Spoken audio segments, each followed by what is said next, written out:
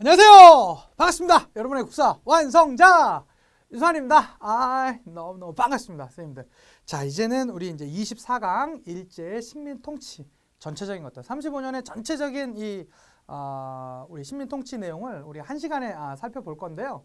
딱 단 한 강에 살펴볼 텐데 기본적인 내용들 제가 잘 정리했거든요. 선생님들 잘 따라오시면 좋을 것 같습니다. 같이 이렇게 선 그리시면서 따라오시면 감사하겠습니다. 자, 1910년 우리가 강제 병합을 당하게 되었습니다. 선생님들도 잘 아시겠지만요. 자, 이 강제 병합을 당하고 나서 이 10년대 아니겠습니까? 이게 이제 1910년이 될 테니까요. 자, 1910년에서 19년 동안 일제는요, 우리의 요 정치적인 거, 제가 경제적인 거 이렇게 나눠 할 텐데 정치적인 거 먼저 한번 쭉 가볼게요. 자, 그들은요, 우리를 어떻게 통치했냐면요, 무단 통치했습니다. 아주 거칠게 통치를 했다는 내용이겠죠. 이 무단 통치를 조금 다른 말로 고쳐서 나온다라면요, 뭐라고도 하냐면 헌병, 경찰 통치다 라고도 이렇게 표현을 합니다. 무슨 내용이냐면 이런 겁니다. 헌병 혹시 구분하실 수 있겠습니까? 이게 아마 남 선생님들은 훨씬 더 좀 군대를 대부분 다녀오셨을 테니까 좀 편하실 텐데요. 헌병은 원래 어디의 경찰이죠? 군대 내의 경찰입니다. 그냥 경찰은 민간인을 상대하는 거고 헌병은 군인만 상대하는 것이겠죠. 그런데요, 이때는요, 군인들이요, 우리나라 모두를 관여했습니다. 마치 군인이 경찰처럼 행동했었던 시절. 그러니까 당연히 좀 거친 무단 통치 시기가 있었겠죠. 이것은 당연할 것인데요. 특히 이 헌병 경찰들에게는 무엇이 주어졌었냐면 직결 처분권 이런 것이 주어졌었어요.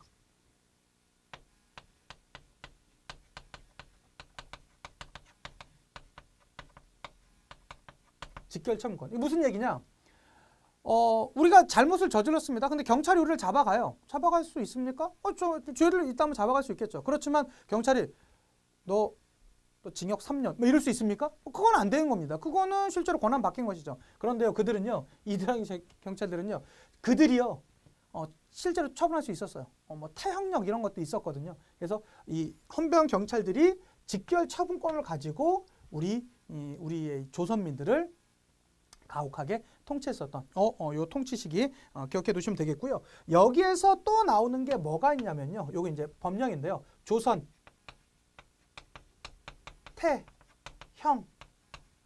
태형령이란 게 있습니다.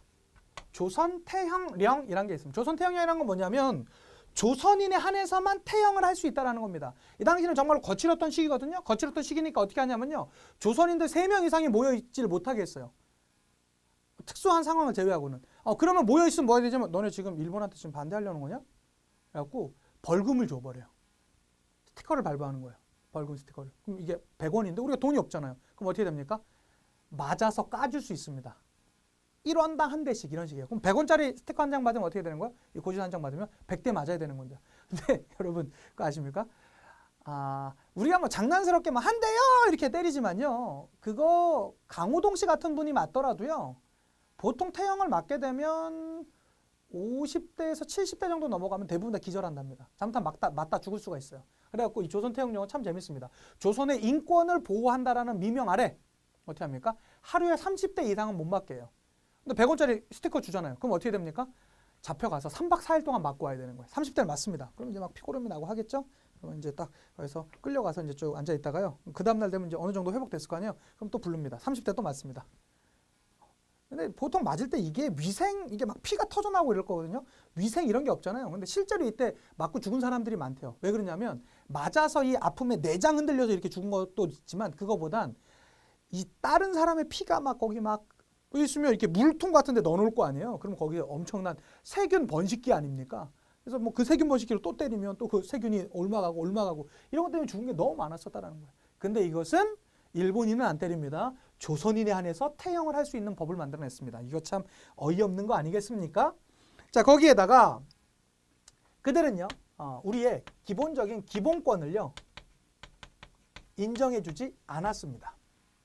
기본권을 인정해주지 않았어요. 그 다음에 만약에 교사가 있으면 제복을 입고요. 제복을 입고 뭘 차고 수업에 들어갔답니까? 칼을 차고 수업에 들어갔답니다. 이거 아니 물론 이건 말이 안 되는 거지. 수업에 들어갈 때 교사가 무슨 카터칼 이런 것도 아니고 긴 장칼을 차고 들어가요.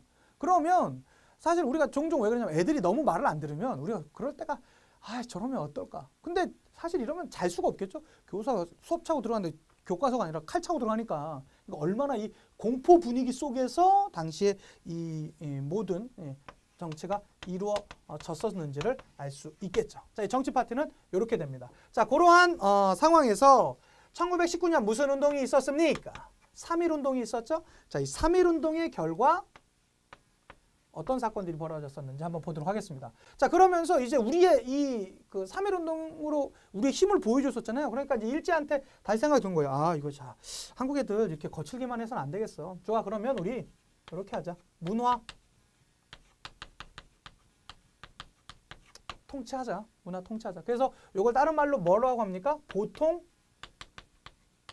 경찰. 그러니까 지금 우리가 알고 있는 이 보통 경찰제를 실시하자라는 것입니다. 근데 여러분 반드시 요 옆에다가 요 단어를 하나 써 놓으십시오. 20년대에서 30년대 초까지의 이 문화 통치는요. 한마디로 무슨 통치였다? 기만 통치였다. 기만 통치였다. 요거 좀 기억해 두셨으면 좋겠어요. 왜 그러냐면 보세요. 이때 보통 경찰제 실시했습니다. 보통 경찰 좋은데 이제 헌병이 와서 막 직결 처분 막 이런 게 아니라 진짜 이제 경찰은 경찰다운 일만 하는 거 아니야. 그런데요. 여기가 어떻게 되냐면요. 보통 경찰인데 곱하기 3입니다. 인원수가 3배가 늘어요. 그러니까 이렇게 되겠죠. 아주 거친 담임선생님이 한 분 계셨어요. 거친 담임선생님한테 해갖고 아 이거 좀 문제가 있지 않습니까? 너무나 불합리하고 막 맨날 귀싸대기 때리고 막 이러니까 이거 너무 불합리하지 않습니까? 이렇게 얘기를 했더니 뭐라고 합니까? 알았습니다. 담임 바꿔드리겠습니다. 그리고는 뭐라고 합니까? 담임을 3명을 갖다 놓은 겁니다. 만약에 학생 입장이라면 뭐가 더 좋을까요? 갑자기 담임들이 매번 쉬는 시간마다 계속 들어오는 거예요. 예, 그거 하면 안 돼, 그거 하면 안 돼, 그거 하면 안 돼, 그거 하면 막 메아리 쳐서 들어옵니다. 아마 아이들 입장에서는 막 아마 짜증나요. 막 미쳐버리려고 할지도 몰라요. 이런 상황이 있어. 보통 경찰 수가 3배가 늡니다. 그러한 문제가 하나 있었고요. 그 다음에 기본권, 너네 기본권 살려줄게. 기본권의 가장 기본 뭐야? 언론이지. 그렇지. 언론에 대한 기본권 살려줄게 라고 하고는 무엇을 우리가 만들어줍니까? 동아일보와 조선일보가 1920년 창간되었습니다. 문제는 이거 하면 이제 우리가 일제 참상이라든가 이런 것들을 우리가 더 해야 되잖아요. 그런데 오히려 삭제라든가 검열은 더 심각해진 상황이 있습니다. 이런 거죠. 일제가 자신들의 조금만 불리한 기사가 있어요. 야 이거 빼. 신문사마다 딱 파견이 돼 있어. 이거 빼. 이거 빼. 이건 뭐야? 그래갖고 이렇게 막 검은 먹칠래 이렇게 해갖고 신문에 나왔던 적도 있었어요. 일제에서 조금만 불리한 기사가 나오면. 그리고 요거는 이제 뭐 검열하는 것도 있었고요. 마음에 안 들면 그냥 완전 삭제해버리기도 했었고. 요러한 게 더 이제 많은 것들이었었다라는 거 하나 이제 봐주셨으면 좋겠고요. 또 하나. 요 이제 20년대 나온 것 중에 하나가 우리가 이제 민족 교육이 없잖아요. 고등교육을 안 시키거든요. 요때만 해도 교육은 시켜줬지만 아주 기초적인 교육입니다. 뭐 심부름 같은 거 다 시키기 위해서 그랬겠죠. 기본적인 허드렛 일 같은 거. 그래갖고 요때 이제 만들어졌던 게 뭐가 있습니까? 경성 제국 대학. 경성제국대학이 이제 설립되었던 것도 요 이제 시대라는 거 하나 기억해 두시고요. 여기 경성제국대학이 지금의 이제 서울대의 전신이 되겠죠. 그게 되었고 또 하나 여기 이제 법이 하나 만들어지는데 그 법이 무슨 법이냐면 20년대 가장 유명한 법입니다. 치안 유지법입니다. 이 문화 통치계의 가장 대표적인 법 무슨 법입니까? 치안 유지법입니다. 사실은 치안유지법은 이게 조선 사람들의 치안을 니네가 좀 더 확실하게 해서 우리가 법 만들게라고 해서 이제 만들었지만요. 더 궁극적으로는 어떤 목적이 있었습니까? 이 치안유지법은요. 사실은 사회주의자를 탄압하기 위해서 나왔습니다. 그래서 뭐 사회주의자라든가 사유재산을 부정하는 사람, 이게 사유주의가 되겠죠. 그런 사람들한테 아주 가혹한 통치를 했었던 게 이게 1925년도에 나온 법이거든요. 그래서 이런 것들이 있었다라는 거. 자, 그러다가 37년도를 기점으로 무슨 전쟁이 터집니까? 중일전쟁이 터집니다.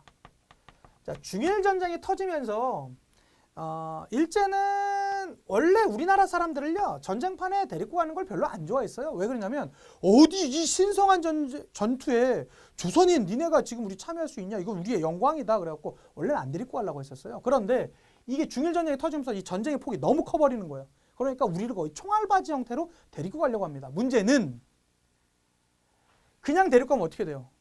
강제로 데리고 갈 거 아니야. 야, 일로 와. 전쟁 나가야 돼. 아, 전 싫어요. 왜 제가 일본 전쟁에 나가요? 우리가 그럴 거 아닙니까? 그러면 안 나가? 야, 그럼 네 가족들 지금 총 안 보이냐? 뭐 이렇게 나왔겠죠. 그러면 갑니다, 가! 이러고 이제 우리 갔을 거 아닙니까? 그럼 어떻게 됐을까요?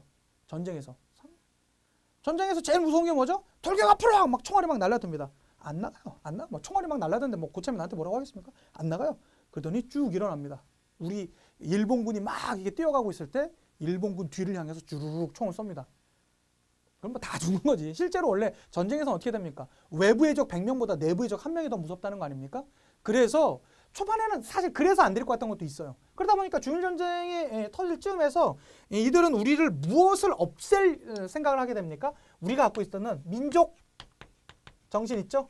민족 정신을 말살하려는 정책을 펼쳐 나갑니다. 이게 민족 정책, 민족 말살 정책이 되겠습니다. 민족 정신에 대한 말살 정책이 되겠죠. 자, 그러면 이제 뭘 바꿔야 되겠습니까? 민족 정신의 첫 번째 말 때. 일단 성을 바꿔야 될 거 아닙니까? 제가 유성환인데 유성환이 아니라 나카무라 이렇게 불러야지 될 거 아니에요. 그래서 뭐 시킵니까? 창씨개명. 창씨개명. 이런 거 이제 이름 바꿔놓으면 되겠죠. 그다음에 뭐 항구 같은 거 이제 못 쓰게 했었고요. 그다음에 궁을 향해서 절하게 만들었습니다. 이걸 뭐라 하냐면 궁성요배. 궁성요배. 신사에 참배하게 시켰었고요. 신사 참배. 이러한 것들 아주 가혹하게 계속 시켜 나갔었다라는 것들 봐주셨으면 좋겠습니다. 그래서 민족 정신을 말살시키기 위한 정책은 이 당시에 전부 다 이루어졌었습니다. 민족 정신을 말살시키기 위한 정책들. 그다음에 뭐 한국식민 서사 암송이라든가 조금 더 가보겠습니다. 그리고 이제 막 우리를 막 이제 막 꼬시는 거죠. 뭐라고 합니까? 야, 내진과 조선인은 하나의 몸이야. 이게 뭡니까? 내진이란 건 일본인 말하는 거거든요. 그다음에 조선이란 건 우리 사람들 말하는 거 아닙니까? 근데 원래는 되게 차별을 줬었어요. 내진과 그 일본인과 이 한국인에 대해서. 근데 아니야. 이제 데리고 가려니까 아니야. 야, 원래 내진 우리 일본 너네랑 같은 몸이야. 왜 그런지 알아? 일본과 조선은 같은 조상을 데리고 있어. 우리 같은 조상이야. 우리는 하나의 몸이야. 우리 투게더 가자. 막 이러면서 이제 함께 가자. 이러면서 막 이제 막 하고 있는 거예요. 막 한국식민 서사 막 이런 것도 이제 막 암송시키는 그런 모습들이 있었고요. 그다음에 여기 이제 포인트 중에 하나가 요때 이제 나왔었던 게 뭐가 있습니까? 국민 학교가 등장합니다. 이 강의를 듣고 계신 젊은 선생님들, 그러니까 30대 중반 이하 선생님들은 대부분 다 초등학교 출신이실 겁니다. 저는 국민학교 출신입니다. 전 서울에 있는 이수국민학교 출신이거든요. 저는 그게 국민 나쁘지 않은다 이랬었는데 끝나고 나니까 초등학교로 바꾼다는 거예요. 전 그때 되게 이상했어요.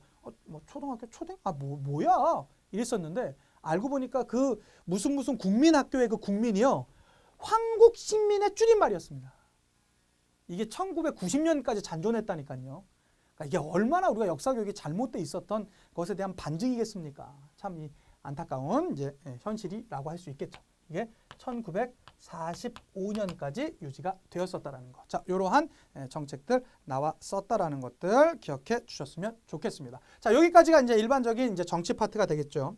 자, 정치 파트에서 이제 그 다음에 경제 파트로 한번 넘어가 보도록 합시다. 경제적인 내용 되겠습니다.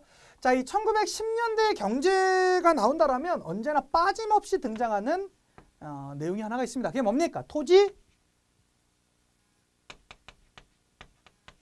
조사 사업이 되겠습니다. 토지 조사 사업. 토지 조사 사업은요, 이제 사실은 일제가 우리한테 형식적으로 그랬어요. 야, 너네 토지 제도는 너무나 전근대적이야. 너무나 원시적이야. 이거 좀 바꿔줘야 되겠어. 형이 이게 좀 약간 근대적으로 좀 바꿔줄게라고 했지만 원래 이 토지 조사 사업의 근본적인 목적은 뭐였었냐면요, 총독부의 지세 수입 확보예요. 총독부가 뭔가 이제 막 사업을 막 벌려고 하는데 돈이 없었거든요. 그래서 그런 것들을 이제 하게 됐습니다. 자, 그래서 이 토지 조사 사업을 실시하는데 너네 토지 요거 이제 조사해. 우리한테 이제 내. 그렇게 하는데 요런 정책을 이제 시켰어요. 이제 기한부 신고를 하게 시켰습니다. 신고를 해야 돼요. 신고를 하지 않으면 땅을 빼앗깁니다. 그런데 신고를 할 때 어떻게 했습니까? 증거를 가져오게 했었어요. 증거를 가져오게 했었어요. 그러니까 저 땅이 내 거인 것을 갖고 와야지 인정해 주는 건데 문제는 이 증거주의를 택했는데 우리나라 땅이 뭐 땅 문서 같은 게 있던 집도 있었지만 이거 없던 땅도 되게 많았어요. 무슨 얘기냐? 저기 땅 누구 땅이요? 아, 저 유씨 땅이지. 저게 유씨 땅이요? 아, 유씨 아버지도 저 땅 했고, 아, 그 할아버지도 저 땅 했고, 아, 그 할아버지 저 땅, 아, 저거 그냥 유씨 땅이요? 라고 해버렸던 땅 되게 많았어요. 그런데 증거가 어딨어? 하다 보니까 막 이사하면서 막 없어졌어. 막 문서 같은 거. 왜? 없어도 상관없었거든, 그때는. 왜? 저거는 유씨 땅이니까. 그런데 증거를 갖고 오래요. 증인은 안 됩니다. 저거는 다 그냥 유씨 땅입니다. 라고 해버리니까 인정이 안 되는 거야. 그래서 이제 빼앗긴 것도 많았고요. 그 다음에 이제 신고를 해야 되는데, 이 반일 감정에 의해서 신고를 안 했던 사람도 있어요. 저기 내 땅인데 누가 뭐래? 나는 일찍 하는 건 안 따라할게요. 막 이랬던 사람들도 많았었거든요. 그러한 문제점 같은 것도 있었다라는 거. 그 다음에 기한을 좀 되게 짧게 두게 되면서 신고를 하고 싶어도 못했던 게 있었고요. 절차가 생각보다 되게 복잡했었대요. 그러한 문제점도 있었습니다. 자, 문제는 여기에 있었던 이것은요. 기한부 신고제가 나오게 되면서 그 결과 중에 하나는 무엇가 지켜지게 됐냐면 지주가 갖고 있는 소유권 있죠. 소유권은 강화됩니다. 선생님 지주 소유권은 뭐 강화될 수 있는 거 아닌가요? 조선시대까지만 하더라도요. 이제 조선 후기 때까지만 해도 이 같은 땅에서의 권리는 크게 두 가지 내지 세 가지가 있었습니다. 대표적인 게 두 가지인데요. 그 땅에 대한 소유권, 지금에 대한 이 소유 개념으로 이해하면 안 돼요. 저 땅 누구 거야? 아, 유성환 땅이지 라는 땅. 소유권입니다. 이거는. 그거 말고 그 다음 게 뭐가 있었냐면 그 땅을 농사지을 수 있는 권리가 있었거든요. 그것을 경작권 내지는 소작권이라고 합니다. 근데 조선시대 후기에는요. 조선 후기에는 이 경작권이 매매가 됐었어요. 그러니까 저 땅이 내 게 아니지만 내가 저 땅에서 농사를 지을 수 있는 권리를 팔 수도 있었어요. 이거 대단한 거죠. 지금으로 치자 뭐 권리금 이런 거랑 아마 비슷한 것 같은데요. 어쨌든 이런 거가 있었었는데요. 전혀 인정 안 당하는 거야. 대부분의 소작농들이 무엇으로 전락하게 됐냐면 소작농은 원래는 내가 저 땅은 평생 농사 지을 수도 있는 권리가 있었거든요. 이젠 어떻게 됐냐면 기한부 소작농으로 전락하게 됩니다. 그전까지는 내가 소작농이지만 저 땅에 대한 농사를 지을 수 있는 권리가 있으니까 사실 크게 문제가 될 게 없었거든요. 기한부 소작인이 돼버려요. 기한부 소작인이 돼버리니까 이제는 지주들이요. 야, 너 1년만 하고 나가 라고 해버리면 이제는 할 수가 없는 거야. 기한이 정해져 있으니까. 그러니까 지금의 이제 계약서 쓰는 체제가 된 거예요. 우리가 그 상가 같은 거 빌리면 2년, 3년 이렇게 계약하잖아요. 그런 것처럼 이제 돼버린 것이겠죠. 그런데 이제 지주들은 오히려 막 더 떵떵거립니다. 아, 이거 좋구만. 왜 그러냐면 예전에는 그게 내 땅이어도 소작인이 마음에 안 들어. 너 나가. 이런 말 잘 못했어요. 왜냐면 경작권이라는 게 보호받고 있었기 때문에. 근데 이제 어떻게 됩니까?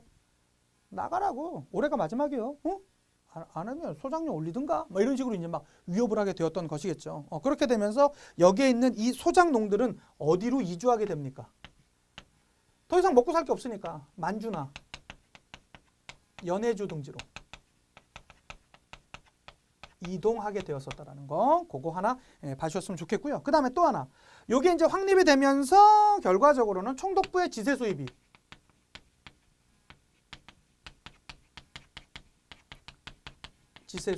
확대되는 그런 모습이 있었습니다. 요게 전부 다 토지조사 사업의 이제 결과가 되겠고요. 또 하나, 10년대에 또 반드시 알아둬야 될 게 뭐가 있냐면요. 회사령이 있습니다. 자, 우리나라에서 회사를 만들 때는 반드시 무엇을 해야 되냐면 조선 총독부에 무엇을 받아야 됩니까? 허가를 받아야 됩니다. 허가를 받아야 됩니다. 이 이유는 뭐였을까요? 왜 허가를 받았어야만 할까요? 이건 우리의 민족 자본의 형성을 반대하기 위한 것 중에 하나였습니다. 그래서 이 허가제가 있었다라는 거 하나 기억해 두셨으면 좋겠고요. 자, 이렇게 해서 이제 여기 20, 30년대에 요 이제 경제 정책으로 가도록 하겠습니다. 되겠죠? 가보도록 하겠습니다. 자, 20, 30년대 경제 정책 하면 이거 정말 중요한 게 하나가 있습니다. 그게 뭡니까? 산미 증식 계획이란 게 있습니다. 산미 증식 계획. 산미 증식은 뭐죠? 쌀 생산을 증식시켜서 일본이 가져갈게라는 것인데요. 사실 이거에 대한 배경은 뭐였었냐면 일본이 이게 배경입니다. 일본이 쌀 생산이 쌀이 부족한 현상이 나타났었어요. 일본이 이제 공업화 형태로 이제 가게 되면서 쌀이 부족해지는 형태가 되었습니다. 그래서 너네 이거 증식해? 증식해. 내가 증식한 만큼 가져갈게. 그러니까 이런 거예요. 너네 지금 조선이 100 정도 짓니? 100 정도 지어? 그런데 여기다가 플러스 50 해. 그러면 이거는 너네 계속 먹고 요 증식된 것만 내가 가져갈게 라는 것이었었어요. 원래 목적은 그랬었습니다. 자, 그래서 증식에 대한 방법을 얘기하겠습니다. 일단 대표적인 게 뭐가 있었죠? 너네 이거 쌀이 요 품종이 더 좋대. 이 품종 좀 개량해 줄래? 이 품종 개량도 있었고요. 더 좋은 쌀, 아주 건강하고 튼튼한 쌀 이런 거 있었고요. 그다음에 쌀 농사 지을 때 제일 중요한 게 뭐야? 수리시설이잖아. 수리시설 확보 좀 더 확충하게. 그다음에 또 하나. 요것도 있었습니다. 밭을 논으로 바꾸는 경우도 있었습니다. 요렇게. 그런데 선생님들 생각해 보세요. 여기에 있는 이 대부분의 것들은 무엇가 발생합니까? 비용이 발생하겠죠. 그러면 일본인들 생각해야지. 결국에는 일본인들이 어떻게 돼요? 이 비용 발생하는 건 누구한테 물려야 됩니까? 일본이 물던가 아니면 그 땅 주인. 어차피 땅 주인은 세금 더 넣은 만큼 더 받는 거 아니에요. 그래야 되는데요. 이게 결국에는 누구한테 전가됩니까? 농민에게 전가됩니다. 여기에 있는 이 증식에 대한 모든 비용이 농민에게 전가돼요. 농민에게 전가되면서 결국에는 이 사람들이 상당히 먹고 살기가 힘들게 되는 것이겠죠. 자, 그리고 이 비용 문제가 만만치 않거든요. 그래서 이들 역시 어디로 이동합니까? 만주라든가 연해주 등지로 이동하는 결과를 가져왔었던 게 바로 이러한 내용이었었다는 거 하나 이제 봐주셨으면 좋겠고, 또 하나 이거 증식됐을까요? 안 됐을까요? 요거 꼭 기억하셔야 됩니다. 이때요. 증식은 됐습니다. 그런데 목표량만큼의 증식은 이루어지지 않았어요. 그런데 목표량만큼의 수탈은 우리나라에서 이제 가져가는 것은 쌀을 이제 가져가는 것은 이루어졌어요. 이게 무슨 얘기입니까? 그러니까 증식은 됐어요. 50을 증식시켜서 50 가져가려고 그랬는데 20이 증식된 거야. 그럼 20만 가져갔으면 되는데 20이 아니라 50을 가져간 거예요. 그럼 어떻게 됩니까? 원래 우리에 나와 있는 우리나라 국내, 자, 요것에 대한 결과는 뭘까요? 요것에 대한 결과는 국내 쌀 부족이겠죠.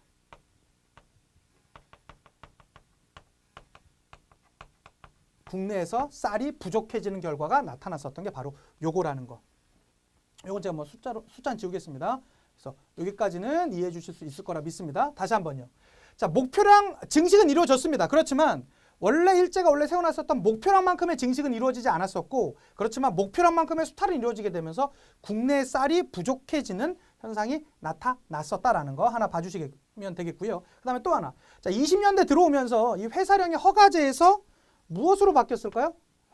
회사령이 들어오면서 맞습니다. 신고제로 바뀝니다. 신고제로. 이거 뭐냐면 일제가 이걸 다른 말로 회사령의 폐지라는 표현도 쓰고요. 아니면 일제가 일본인들의 이 자본 국내 우리 자본이 더 쉽게 들어오도록 하기 위해서 요걸 이제 바꿨다라고도 합니다. 그래서 신고만 하면 회사를 세울 수 있는 그런 걸로 됐습니다. 요것을 뭐라고도 표현한다고요? 회사령이 폐지됐다. 이렇게도 이제 표현을 한다라는 것들 같이 기억해 두셨으면 좋겠고요. 자, 마지막. 자, 어쨌든 이렇게 이제 30년대 후반에서 40년대까지의 경제 정책 한번 보도록 하겠습니다. 자, 일제는요. 우리한테 이제 요구하는 게 뭘까요? 기본적으로 밀정 말살 정책을 하는 이유가 뭐예요? 전쟁을 효율적으로 진행하기 위해서 그랬던 거 아닙니까? 그래서 이때 일제가 주장했었던 게 뭐가 있습니까? 병참. 너네는 우리가 전쟁을 할 테니까 전쟁에 대한 후방 창고 역할을 해. 이런 건 뭡니까? 병참 기지화 정책이라고 하죠. 요때 나왔었던 법령이 유명한 법령이 있는데요. 그게 무슨 법입니까? 국가 총동원령이 되겠습니다. 국가 총동원령이 내려지게 되었었고요. 이 당시만 하더라도 어마어마한 우리들한테 수탈이 자행되고 있었겠죠. 대표적인 수탈 한번 살펴보도록 하겠습니다. 일단은 물적 수탈이 있었을 거예요.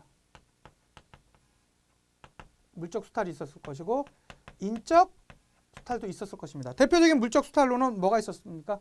일단 공출제.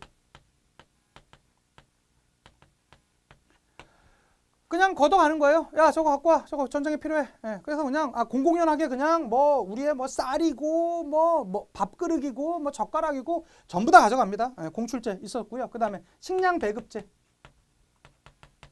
야, 식량 너네 농산하는 거 전부 다 우리가 가져가. 우리가 지금 전쟁해야 되니까. 그리고 너네 최소한의 필요한 만큼 찌끔찌끔씩 배급해 줄게. 라고 하는 식량 배급제 같은 거 있었고요. 자, 인적 수탈로는 뭐가 있었습니까? 야, 일할 사람 필요한데 손 안 들래? 그럼 니네 가족 힘들 텐데 징용. 그다음에 전쟁 나갈 사람 필요한데 안 들래? 아이고 징병. 이렇게 이제 나오겠죠. 그다음에 일본군 위안부. 이런 것들이 이루어졌었다라는 거. 그 다음에 이때 여러분이 30년대 후반에 나왔었던 이 정책 중에 하나가 하나만 더 기억합시다. 남면 북양 정책이라고 있었습니다. 남쪽에는 면화, 북쪽에는 양을 기르도록 했던 것인데요. 이건 왜 그랬을까요? 이것도 역시 병참 기지예요. 이 면이라든가 이 양털 이런 것들은 다 하나같이 다 군사적 무기가 군사적 그 군수품이 될 수 있었기 때문에 그랬었다라는 거. 여기 파트의 문제는 정말 쉽습니다. 제가 정리한 것만 딱 가지시고도 한국사 능력 시험 고급 시험에 나오는 문제까지 얼마든지 푸실 수 있습니다. 요게 그러니까 요렇게 10년대, 20년대랑 30년대 초반, 그다음에 30년대 후반에서 40년대까지 요거 무단통치, 문화통치, 민족말살통치, 그다음에 토지조사사업, 삼매정식계획, 그다음에 병참기지화 정책의 일반적인 내용들 이런 것들만 잘 정리해 주시면 완벽하게 다 끝났다라고 하실 수 있을 것입니다. 너무너무 수고 많으셨고요. 우리 다음 강에 찾아뵙도록 하겠습니다. 인사하고 마칠게요.